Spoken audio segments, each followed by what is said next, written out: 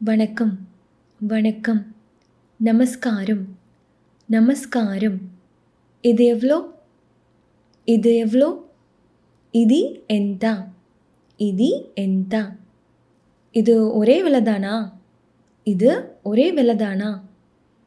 அதாவது இது fixed price தானா? அப்படின்னு நம்ம கேட்போம் இல்லையா? ஸோ அது தெலுங்குல வந்து ఇది ఒకే ధరేనా? ఇది ఒకే ధరేనా? இது ஒரே விலை தானா? அப்படின்னு கேட்குறது.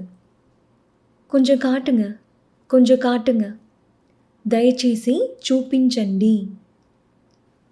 చూపించండి அப்படின்னா காட்டுங்க. చూపించండి.